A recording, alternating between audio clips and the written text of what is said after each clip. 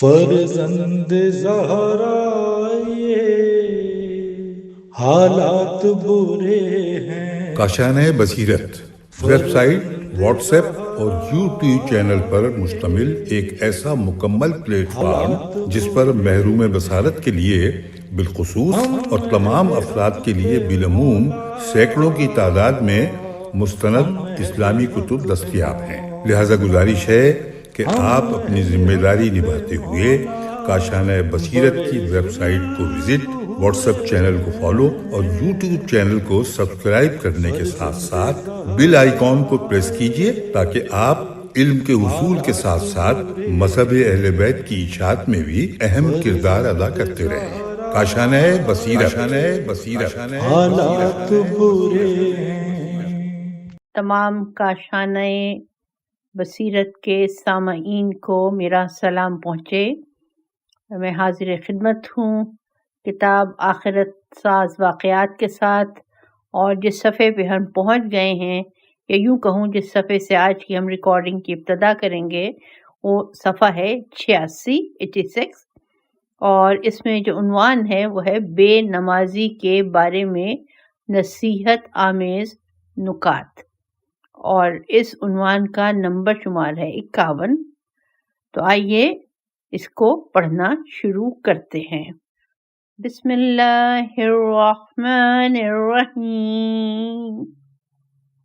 جو شخص نماز نہیں پڑھتا گویا اس نے اپنی خلقت کے ہدف کی مخالفت کی، کیونکہ پروردگار عالم ارشاد فرماتا ہے وَمَا خَلَقْتُ الْجِنَّ وَالْإِنسَ إِلَّا لِيَعْبُدُونَ۔ حوالہ ہے سورہ زاریات آیت نمبر 56۔ میں نے جن و انس کو خلق نہیں کیا سوائے عبادت کے لیے۔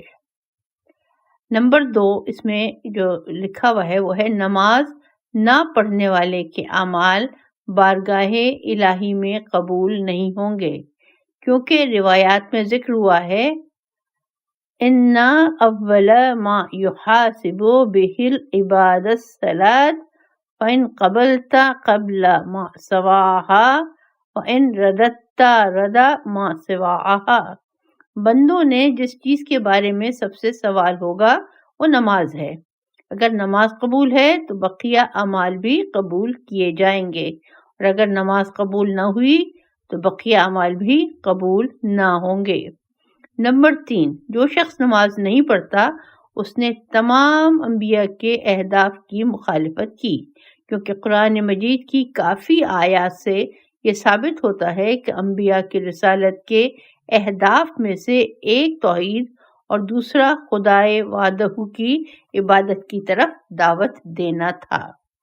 نمبر 4، جو نماز نہیں پڑھتا گویا اس نے ائمہ طاہرین علیہ السلام کے راستے کو چھوڑ دیا، کیونکہ ائمہ طاہرین کا اہم عمل اول وقت نماز پڑھنا اور تمام انسانوں کو نماز قائم کرنے کی دعوت دینا تھا۔ امام حسین علیہ السلام فرماتے ہیں انی احب الصلاۃ، میں نماز کو دوست رکھتا ہوں۔ مولا علی نے جنگ کے دوران نماز قائم کی، اسی طرح امام حسین نے کربلا کے میدان میں اتنے سخت مصائب و آلام کے باوجود نماز کو ترک نہیں کیا۔ نمبر 5، بے نمازی ہونا عقلائی منطق کے برخلاف ہے، کیونکہ احسان کرنے والے کا شکریہ ادا کرنا ضروری ہے۔ اگر کوئی شخص آپ کو کوئی چیز دیتا ہے، کیا آپ اس کا شکریہ ادا نہیں کریں گے؟ عقل سالم یہ کہتی ہے کہ ضرور شکریہ ادا کرنا چاہیے۔ اس بنا پر کون ہستی ہے کہ جس نے ہمیں اشرف المخلوقات خلق کیا؟ یقیناً وہ خدا ہے جس نے ہمیں اتنی نعمتوں سے نوازا ہے اور ہمارے اختیار میں اتنی نعمتیں دی ہیں۔ یقیناً یہ بھی انصافی ہے کہ انسان اس کی نعمتوں کو تو استعمال کرے، لیکن دن رات میں 17 رکعت نماز واجب نہ پڑھے۔ نمبر 6، بے نمازی کبھی بھی فحشا اور منکر سے نہیں بچ سکتا، کیونکہ قرآن میں ارشاد رب العزت ہے ان الصلاۃ تنہی عن الفحشاء والمنکر۔ سورہ عنکبوت آیت نمبر 45 اس کا حوالہ ہے۔ یقیناً نماز فحشاء اور منکر سے روکتی ہے۔ نمبر 7، نماز نہ پڑھنے والا انسان اپنے آپ کو نقصان پہنچا رہا ہے اور وہ اپنے آپ کو معنوی لذتوں اور جنت کی نعمات سے محروم کر رہا ہے۔ اگرچہ خدا کو ہماری عبادت کی کوئی ضرورت نہیں، ہم نماز پڑھیں یا نہیں پڑھیں، خدا خدا ہے۔ ارشاد قدرت ہے، ان اللہ غنی عن العالمین۔ حوالہ سورہ آل عمران آیت نمبر 97۔ اور جو انکار کرے تو خدا تمام عالمین سے بے نیاز ہے۔ دوسری جگہ فرمایا، ومن شکر فانما یشکر لنفسہ ومن کفر فان ربی غنی کریم۔ حوالہ ہے سورہ نمل آیت نمبر 40۔ جو شکریہ ادا کرے گا وہ اپنے فائدے کے لیے کرے، اور جو کفران نعمت کرے گا اس کی طرف سے میرا پروردگار بے نیاز اور کریم ہے۔ ایک اور جگہ فرمایا، ان من شیء الا یسبح بحمدہ۔ حوالہ سورہ اسراء آیت نمبر 44۔ کوئی ایسی شے نہیں جو اس کی تسبیح نہ کرتی ہو۔ نمبر 8، شیطان کا رحمت الہی سے دوری کا سبب حضرت آدم کو سجدہ نہ کرنا تھا۔ شیطان خدا کو سجدے تو کر رہا تھا، خدا کو تو خدا مان رہا تھا، لیکن حکم خدا کو نہیں مان رہا تھا۔ اس بنا پر بے نمازیوں کو خواب غفلت سے بیدار ہونا چاہیے۔ نمبر 9، با تقوی اور پرہیزگار انسان بیشتر نماز کو اہمیت دیتے ہیں۔ امام خمینی نے اسپتال میں ڈرپ کے باوجود نماز کو نہیں چھوڑا، حتیٰ نماز شب کو بھی۔ ابو علی سینا کو جب بھی کوئی مشکل پیش آتی تو وہ جامع مسجد میں جا کر 2 رکعت نماز پڑھتے تھے اور خدا سے مدد طلب کرتے تھے۔ اس طرح ان کی مشکل دور ہو جاتی تھی۔ ان کی وفات کے بعد جنید بغدادی نے عالم خواب میں ان سے پوچھا، مرنے کے بعد تمہارے ساتھ کیا ہوا؟ کہا، تعلیم و تعلم کی تمام زحمات کیونکہ خالصانہ نہیں تھیں کسی کام نہیں آئی۔ فقط جس چیز نے مجھے نجات دلائی وہ میری چند رکعت نمازیں ہیں جو ریا کے بغیر پڑھی تھیں۔ حوالہ قصص الصلاۃ صفحہ 177، قاسم میر خلف زادہ۔ نمبر 10 جو ہے اس میں کچھ اس طرح سے تحریر ہے، جو شخص اپنی نماز کو ضائع کرتا ہے خداوند متعال اس کو قارون و فرعون و حامان کے ساتھ محشور کرے گا۔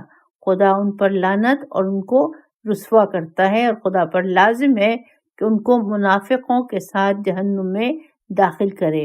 وائے ہو اس شخص پر جو نماز کی حفاظت نہیں کرتا۔ حوالہ بہار الانوار جلد 82 صفحہ 202، قصہ ہائے نماز صفحہ 53، عباس عزیزی۔ اس کے ساتھ ہی نیا عنوان آ جاتا ہے، اور عنوان ہے، ہر روز زمین انسان کو 5 بار پکارتی ہے، اور اس عنوان کا نمبر شمار ہے 52۔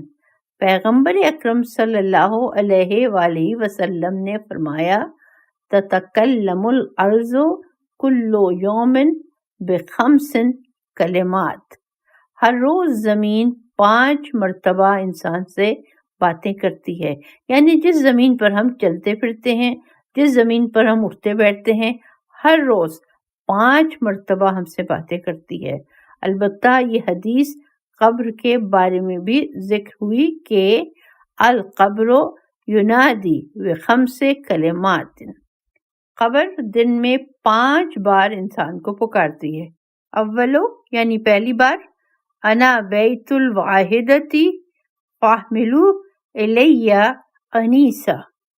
زمین کی پہلی ندا، میں تنہائی کا گھر ہوں، اپنے لیے مونس و مددگار بھیجو تاکہ وہاں اکیلے نہ رہو۔ الثانی انا بیت الظلمۃ فاحملوا الی سراجا۔ زمین کی دوسری ندا، میں تاریک گھر ہوں، بس میرے پاس چراغ کو بھیجو، قبر چراغ چاہتی ہے۔ الثالثہ انا بیت التراب فاحملوا الی فراشا، زمین کی تیسری ندا، میں مٹی کا گھر ہوں، میری طرف خوشبو بھیجو، اپنے لیے بستر تیار کرو۔ الرابعہ انا بیت الحیۃ والعقرب فاحملوا الی تریاقا، زمین کی چوتھی ندا، میں سانپ اور بچھو کا گھر ہوں، بس میرے پاس زہر کی دوا بھیجو۔ الخامسہ انا بیت الفقر والفاقہ فاحملوا الی کنزا، زمین کی پانچویں ندا، میں فقر و فاقہ کا گھر ہوں، میری طرف خزانہ بھیجو۔ حوالہ ہے مواعظ الادویہ صفحہ 399۔ راوی نے سوال کیا، یا رسول اللہ من انیسن، اے اللہ کے حبیب وہ مونس و مددگار کیا چیز ہے جس کو قبر کے لیے تیار کریں؟ پیغمبر اکرم صلی اللہ علیہ وسلم نے فرمایا قراءۃ القرآن، قرآن کی تلاوت۔ استاد مجتہدی فرماتے ہیں جو شخص قرآن کی تلاوت کرتا ہے گویا وہ شخص قبر میں مونس و مددگار رکھتا ہے۔ قرآن پڑھو، خصوصاً سحر کے وقت، 1 یا 2 صفحہ قرآن کی تلاوت کرو۔ افسوس ہمیں اخبارات، ٹی وی وغیرہ پڑھنے اور دیکھنے کے لیے تو وقت مل جاتا ہے، لیکن قرآن پڑھنے کے لیے ہمارے پاس وقت نہیں۔ ایک طالب علم ہونے کی حیثیت سے عرض کر رہا ہوں، یقیناً آپ قارئین محترم برا نہیں مانیں گے، وہ یہ کہ خود بھی قرآن پڑھیں اور اپنے بچوں کو بھی قرآن پڑھنے کی عادت ڈالیں۔ جس طرح ہم ٹیوشن اور اسکول کے ہوم ورک کے لیے بچوں پر سختی کرتے ہیں، اسی طرح قرآن کے لیے بھی ہمیں سختی کرنا چاہیے۔ قرآن کی تلاوت سے دل منور و روشن ہوتا ہے، رزق اور گھر میں برکت ہوتی ہے۔ راوی نے پوچھا، یا رسول اللہ من سراج، اے اللہ کے حبیب وہ چراغ جو قبر کے لیے تیار کریں کیا ہے؟ پیغمبر اکرم صلی اللہ علیہ وآلہ وسلم نے فرمایا صلاۃ اللیل، نماز شب۔ استاد مجتہدی فرماتے ہیں جو بھی نماز شب پڑھتا ہے قبر کا چراغ اس کے پاس ہے، اس شخص کی قبر تاریک نہیں ہوگی۔ قبر کی روشنی و چراغ نماز شب ہے۔ راوی نے سوال کیا، یا رسول اللہ ومل فراش، اے اللہ کے رسول وہ بستر جو قبر کے لیے تیار کریں؟ پیغمبر اکرم صلی اللہ علیہ وآلہ وسلم نے فرمایا العمل الصالح، عمل صالح۔ استاد مجتہدی عمل صالح، اچھے کام انسان کی قبر کا بستر ہیں۔ جو شخص نیک اعمال بجا لاتا ہے در واقعہ وہ اپنے لیے قبر کا بستر تیار کر رہا ہے۔ جس طرح ہم چاہتے ہیں اس دنیا میں نرم و ملائم بستر ہو، اسی طرح اپنی آخرت کی آرام گاہ کے لیے نرم و ملائم بستر عمل صالح کے ذریعے تیار کریں۔ راوی نے پوچھا، یا رسول اللہ ومت تریاق، اے پیغمبر خدا قبر میں زہر کی دوا کیا چیز ہے؟ پیغمبر اکرم صلی اللہ علیہ وسلم نے فرمایا التوبہ، توبہ کرنا۔ آقائی سید علی حق گو بیان کرتے ہیں کہ ہم ایک جنازے کو دفن کرنے کے لیے قم لے کر گئے۔ جس زمین کو بھی قبر کے لیے کھودا اس میں سے سانپ، بچھو وغیرہ نکلتے تھے۔ آخر کار ہم تھک گئے، جنازے کو اسی سانپ بچھو والی قبر میں دفن کر دیا۔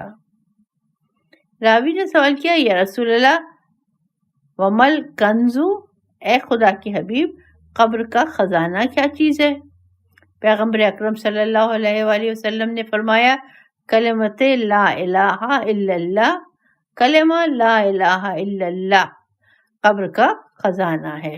کلمہ توحید لا الہ الا اللہ دن میں 100 بار پڑھا کرو۔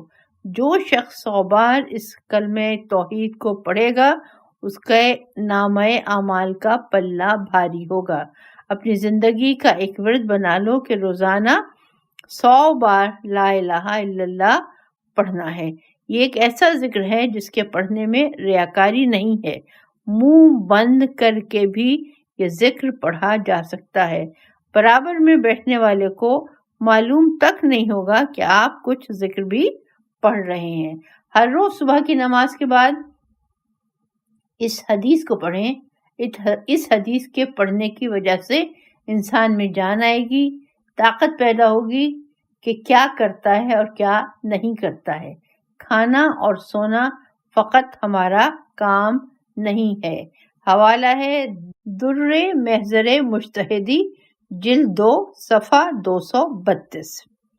اب یہاں سے جو ہے نیا عنوان شروع ہو رہا ہے، اور عنوان پڑھنے سے پہلے بتاتی چلوں آپ کو کہ ہم پہنچ گئے ہیں صفحہ نمبر 93 یعنی 93 پر، اور جو عنوان اب ہم پڑھیں گے وہ ہے نصرانی کے مقابلے میں عجیب بردباری، اور اس عنوان کا نمبر شمار ہے 53۔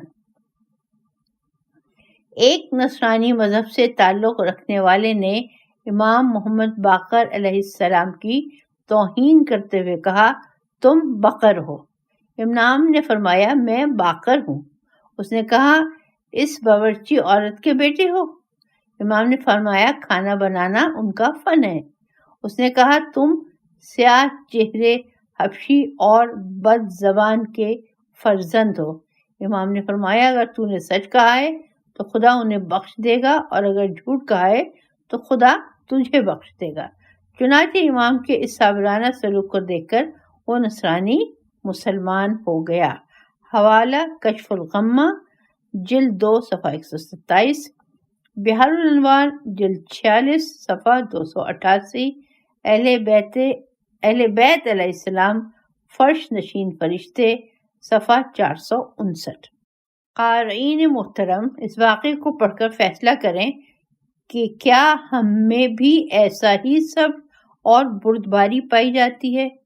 اگر ان 3 توہینوں کو مد نظر رکھیں تو جتنی توہین اس نے کی تو شاید میں اس سے زیادہ اس کی توہین کر دیتا، لیکن امام کے کردار نے بتا دیا، مسائل کا حل لڑائی جھگڑا برا بھلا کہنا نہیں بلکہ معاشرے میں اخلاق کو پھیلانا ہے، اس کے ذریعے مسائل کو حل کیا جا سکتا ہے۔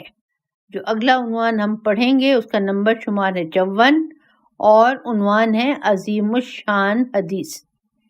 امام محمد باقر علیہ السلام کے بارے میں جابر جعفی سے فرمایا، اے جابر، جس نے شیعت کو قبول کر لیا اور وہ یہ اعلان کرے کہ میں اہل بیت کا دوستدار ہوں تو کیا یہ اس کے لیے کافی ہے؟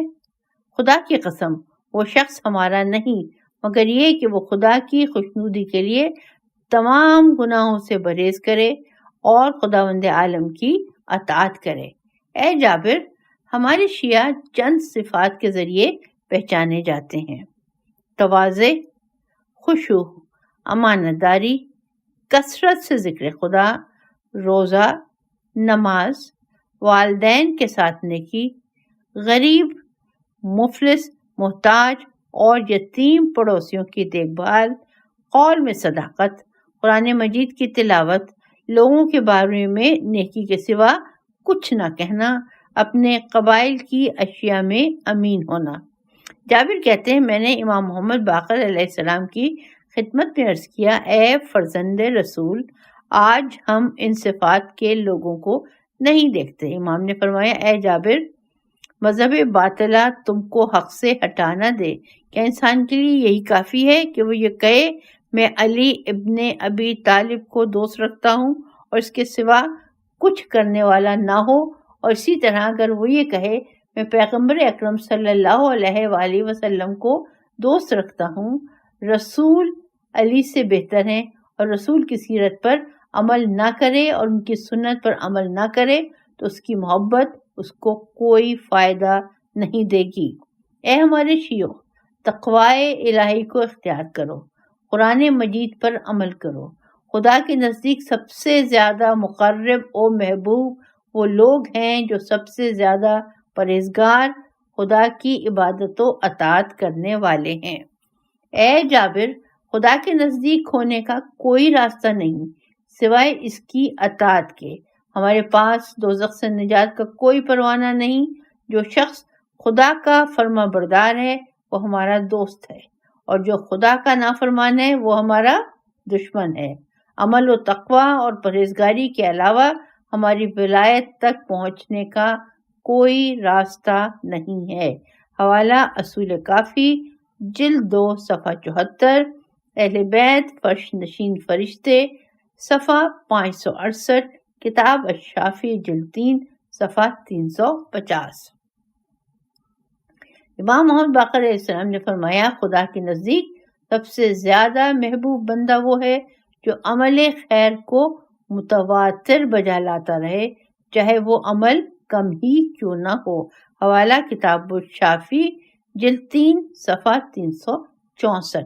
امام صادق علیہ السلام نے فرمایا، اللہ تعالیٰ فرماتا ہے، اے میرے سچے بندو، میری عبادت کے ذریعے دنیا میں طلب راحت کرو، میں اس کی وجہ سے تم کو آخرت میں اپنی نعمتوں سے لذت اندوز بنا دوں گا۔ حوالہ کتاب الشافی جلد 3 صفحہ 365۔ آپ کو میں بتاتی چلوں، ہم اس جو کتاب ہم پڑھ رہے ہیں، اس کے جس صفحے پر پہنچے ہیں وہ ہے صفحہ نمبر 96، اور جو عنوان ہے اس کا نمبر شمار ہے 55، اور عنوان ہے دنیا و آخرت کی بھلائی۔ رسول خدا صلی اللہ علیہ وآلہ وسلم نے فرمایا، خداوند عالم جس شخص کو میرے اہل بیت علیہ السلام کی محبت عطا فرماتا ہے، بے شک دنیا و آخرت کی بھلائی اس کو نصیب ہوگی، اور کسی ایک کو شک نہیں کرنا چاہیے کہ وہ یقیناً اہل بہشت میں سے ہے، کیونکہ اہل بیت سے محبت کے 20 فائدے ہیں، جن میں سے 10 دنیا میں اور 10 آخرت کے لیے ہیں۔ دنیا کے فائدے: زہد، مفید چیزوں سے رغبت، دین میں پارسائی، عبادت کا شوق، موت سے پہلے توبہ، رات بھر عبادت میں نشاط و شادمانی، لوگوں کے پاس موجود چیزوں سے چشم پوشی، پروردگار احکام کی پابندی، دنیا سے بے رغبتی، جود و بخشش۔ آخرت کے فائدے: نامہ اعمال کا نہ کھلنا، میزان کا قائم نہ ہونا، دائیں ہاتھ میں نامہ اعمال کا ملنا، عذاب سے آزادی کا پروانہ، نورانی چہرہ، بدن پر بہشتی لباس، اہل خاندان سے 100 لوگوں کی شفاعت، خدا کا نظر کرم، سر پر بہشتی تاج ہونا، اور جنت میں بلا حساب و کتاب داخل ہونا۔ پس خوش نصیب ہیں وہ افراد جو اہل بیت سے محبت کرتے ہیں۔ حوالہ الخصال جلد 2 صفحہ 515، بحار الانوار جلد 27 صفحہ 78، اہل بہشت فرش نشین فرشتے صفحہ 605۔ امام صادق علیہ السلام نے فرمایا، جو شخص ہمیں خدا کے لیے دوست رکھتا ہو، نہ یہ کہ دنیاوی مقاصد حاصل کرنے کے لیے، اور ہمارے دشمن کو دشمن بھی رکھتا ہو، نہ کہ ذاتی کینہ اور دشمنی کی وجہ سے، چنانچہ اگر وہ روز قیامت ریگستان کے ذروں اور سمندروں کے جھاگ کے برابر گناہوں کے ساتھ محشور ہوگا، تب بھی پروردگار عالم اس کو بخش دے گا۔ حوالہ اعمالی توسی صفحہ 156۔ پیغمبر اکرم صلی اللہ علیہ وآلہ وسلم نے فرمایا، ہم اہل بیت علیہ السلام کی محبت گناہوں کو ختم کر دیتی ہے اور نیکیوں میں اضافے کا سبب بنتی ہے۔ حوالہ اعمالی توسی صفحہ 164۔ نیا عنوان: جنتی شخص، نمبر شمار 56۔ حکم بن عتیبہ کہتے ہیں، میں امام باقر علیہ السلام کی خدمت میں تھا، آپ کا کمرہ لوگوں سے بھرا ہوا تھا۔ اچانک ایک بوڑھا شخص اپنے عصا کا سہارا لیے ہوئے پہنچا، اس نے کہا، السلام علیکہ یا ابن رسول اللہ ورحمۃ اللہ وبرکاتہ، اور خاموش ہو گیا۔ امام نے سلام کا جواب دیا، پھر اس بوڑھے شخص نے مجمع کی طرف رخ کر کے کہا، السلام علیکم۔ مجمع نے بھی جواب سلام دیا۔ اس کے بعد اس ضعیف شخص نے امام کی طرف رخ کر کے کہا، فواللہ انی لاحبکم، خدا کی قسم میں آپ کو دوست رکھتا ہوں۔ پھر اس کے بعد کہا، وحبوا من یحبکم، اور جو آپ کو دوست رکھتا ہے اس کو بھی دوست رکھتا ہوں۔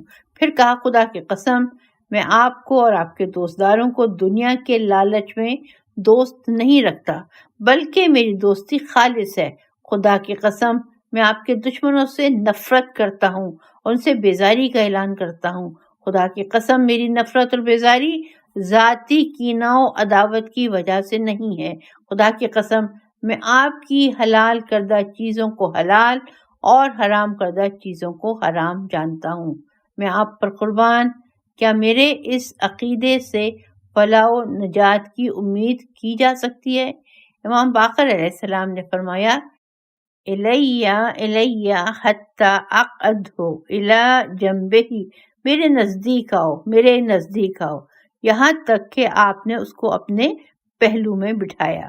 اس کے بعد امام نے فرمایا اے میرے بزرگ، ایک شخص ہمارے والد بزرگوار حضرت علی بن الحسین علیہ السلام کے پاس آیا اور اس نے اسی سلسلے میں دریافت کیا جو تم نے مجھ سے پوچھا ہے۔ ہمارے والد بزرگوار نے اس کو جواب دیتے ہوئے فرمایا اگر تم اس دنیا سے جاؤ گے تو رسول خدا صلی اللہ علیہ وآلہ وسلم علی مرتضیٰ، حسن، حسین اور علی ابن الحسین علیہ السلام کی خدمت میں جاؤ گے تو تمہارا دل خوش و خرم ہو جائے گا اور تمہاری آنکھیں منور ہو جائیں گی۔ جب تمہاری جان یہاں تک، امام علیہ السلام نے اپنے گلے کی طرف اشارہ فرمایا، پہنچ جائے گی تو کرامن کاتبین کے ساتھ خوشی خوشی موت کا استقبال کرو گے، اور اگر زندہ رہے تو ایسی چیز کا مشاہدہ کرو گے کہ جس کے ذریعے خداوند عالم تمہاری آنکھوں کو منور کر دے گا اور تم ہمارے ساتھ بلند درجات پر فائز ہو گئے۔ یہ بلند و باعظمت حقائق سننے کے بعد وہ بوڑھا شخص بلند آواز سے رونے لگا، جس کو دیکھ کر حاضرین نے بھی گریہ کیا۔ امام علیہ السلام نے اپنا ہاتھ بڑھایا اور اس ضعیف شخص کی آنکھوں سے آنسو صاف کیے، اور اس کے بعد اس شخص نے اپنا سر اٹھایا اور امام علیہ السلام کی خدمت میں عرض کیا اے فرزند رسول، میں آپ پر قربان، آپ اپنا ہاتھ مجھے دیں۔ امام نے اپنا دست مبارک اس کے ہاتھوں پر رکھا۔ اس شخص نے امام کے ہاتھوں کو بوسہ دیا اور اپنی آنکھوں اور سینے پر ملا اور خدا حافظی کر کے چلا گیا۔ امام علیہ السلام نے مجمع کی طرف رخ کر کے فرمایا من احب ان ینظر الی رجل من اہل الجنۃ فلینظر الی ھذا، جو شخص دوست رکھتا ہے کہ جنتی شخص کو دیکھے تو اسے چاہیے کہ اس شخص کو دیکھے۔ حوالہ اہل بیت فرش نشین فرشتے، صفحہ 586، اصول کافی جلد 8، صفحہ 76، حدیث الشیخ۔ یہاں سے نیا عنوان شروع ہوتا ہے اور عنوان ہے امام زمانہ اجل اللہ تعالی فرجک کی عجیب توجہ، اور اس عنوان کا نمبر شمار ہے 57۔ استاد حسین انصاریان فرماتے ہیں کہ میں نے اپنی زندگی کے 22 سال اہل بیت علیہ السلام کی تعلیمات حاصل کرنے کے لیے حوزہ علمیہ قم میں گزارے۔ تعطیلات میں صلہ رحم کے لیے تہران آتا تھا۔ انہی تعطیلات کے دوران عالم بزرگوار مدافع ولایت اہل بیت سلطان الواعظین شیرازی مشہور و معروف کتاب شبہائے پشاور کے مؤلف کی عیادت کے لیے ان کی خدمت میں حاضر ہوا۔ ایک اور صاحب موصوف کی عیادت کے لیے آئے ہوئے تھے۔ سلطان الواعظین نے ان سے میرا تعارف کرایا کہ یہ قم کے طالب علم ہیں اور تعطیلات کے زمانے میں میری عیادت کے لیے آتے ہیں، اور مجھے بھی ان کا تعارف کرایا کہ یہ موصوف برسوں سے میری مجلس میں آتے ہیں اور حسینی کے نام سے مشہور ہیں۔ اس کے بعد موصوف نے جناب حسینی صاحب سے کہا اپنی زبان سے اپنے واقعے کو بیان کریں۔ انہوں نے مجھ سے کہا میری بیماری کی فائل پارس ہسپتال میں موجود ہے، میں چاہتا ہوں کہ آپ بھی اپنی نظروں سے دیکھ لیتے اور ڈاکٹروں کی جواب دی ہوئی فائل سے باخبر ہو جاتے۔ اس کے بعد موصوف نے خود بھی مجھے سے اپنی داستان یوں بیان کی۔ ایک روز صبح کے وقت نیند سے بیدار ہوا اور میں نے چاہا کہ وضو اور نماز کے لیے کھڑا ہوں۔ میں نے احساس کیا کہ میں نہیں اٹھ سکتا۔ میں نے اپنی اہلیہ کو آواز دی کہ مجھے نماز کے لیے اٹھائے، لیکن ان کی مدد بھی بے فائدہ رہی کیونکہ اٹھنے کی طاقت نہیں تھی۔ چنانچہ میں نے نماز لیٹے لیٹے پڑھی۔ جب سورج نکل گیا تو میں نے کہا ڈاکٹر کو بلا لو۔ ڈاکٹر آیا اور مجھے دیکھ کر کہنے لگا افسوس کہ آپ کو فالج کی بیماری ہو گئی ہے اور ریڑھ کی ہڈی کے خطرناک مرض میں مبتلا ہو گئے ہیں جس کا علاج بھی ممکن نہیں ہے اور آخر عمر تک اس بیماری کو برداشت کرنا پڑے گا۔ مجھے اسپتال لے گئے۔ ایک مدت تک وہاں علاج، ٹیسٹ، ایکس رے وغیرہ ہوتے رہے لیکن کوئی فائدہ نہیں ہوا۔ طب و طبیب سے نا امیدی کے بعد میں گھر واپس آ گیا۔ میں نے اپنی اہلیہ سے کہا کیا دنیا میں صرف ایران، یورپ، امریکہ اور دیگر ملکوں میں ہی ڈاکٹر ہیں؟ اہلیہ نے جواب دیا ظاہراً ایسا ہی ہے۔ میں نے کہا نہیں، میں ان کے علاوہ بھی طبیب کو جانتا ہوں۔ مؤلف میں ایسے طبیب کو جانتا ہوں جو دنیا والوں کو بھی شفا دیتے ہیں اور آسمان والوں کو بھی۔ اہلیہ نے سوال کیا وہ کون ہے؟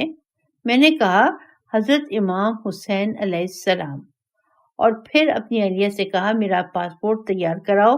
چنانچہ اس نے کچھ ہی مدت میں پاسپورٹ تیار کرا لیا۔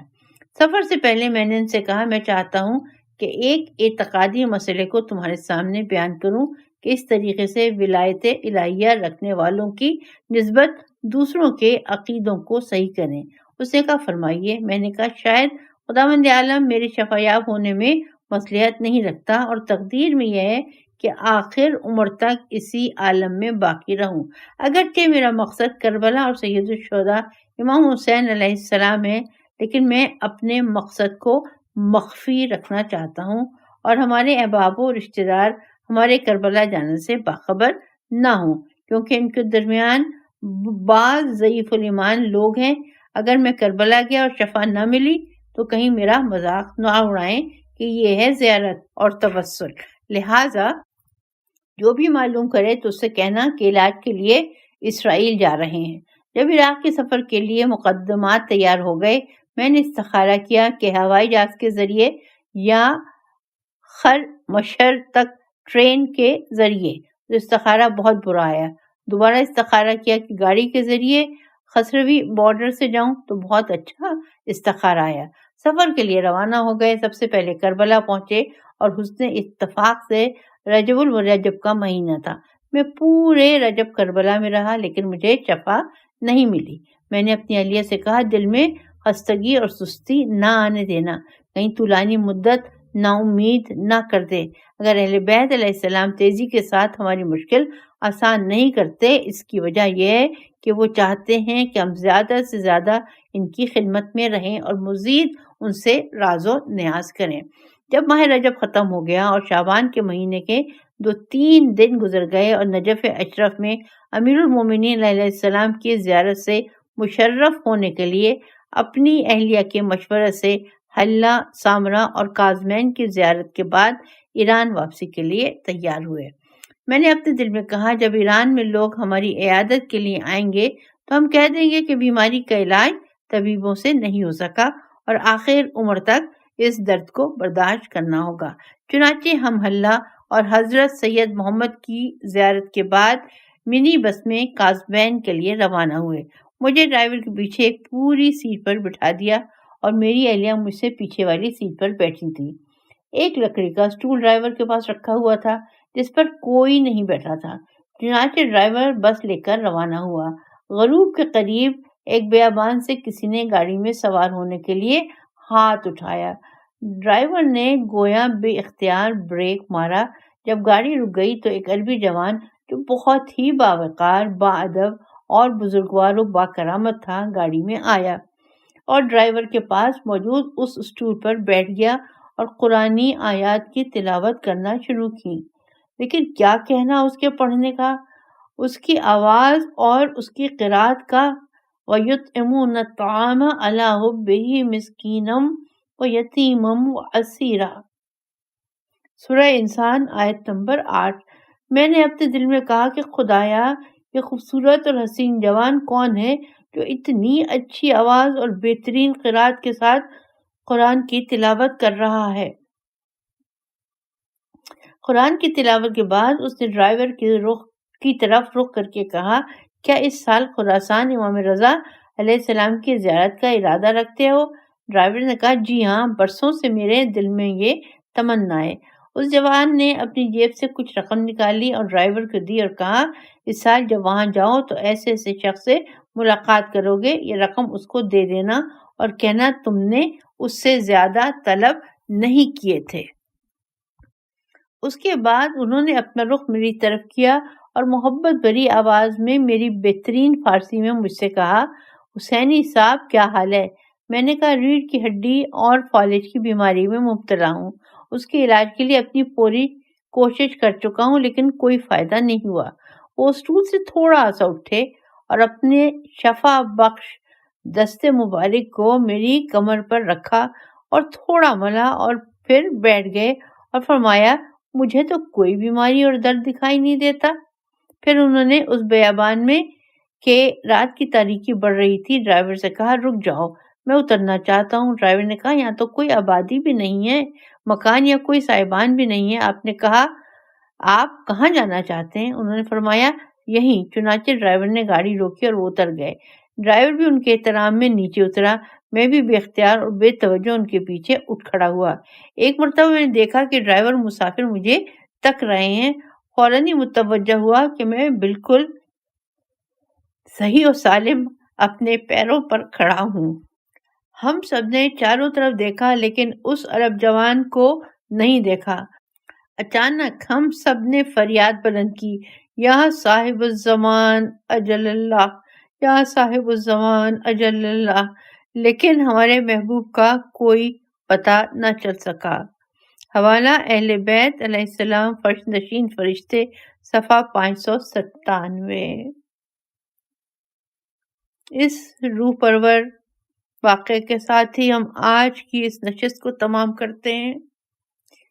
امید ہے سب پڑھنے والے سننے والے اس کتاب سے بہت لطف اندوز ہو رہے ہوں گے، اور اس دعائیہ کلمات کے ساتھ کہ پروردگار عالم اس روح پرور کتاب میں جو اہم باتیں زندگی کو متاثر کرنے کے لیے لکھی گئی ہیں، پروردگار عالم ہم اس سے مستفید ہو سکیں اور اپنی زندگی میں ان کو عملی طور پر شامل کر سکیں۔ اے رب کائنات، ہماری توفیقات میں اضافہ کرنا اور ہمارے وقت کے امام کے ظہور میں تعجیل فرمانا۔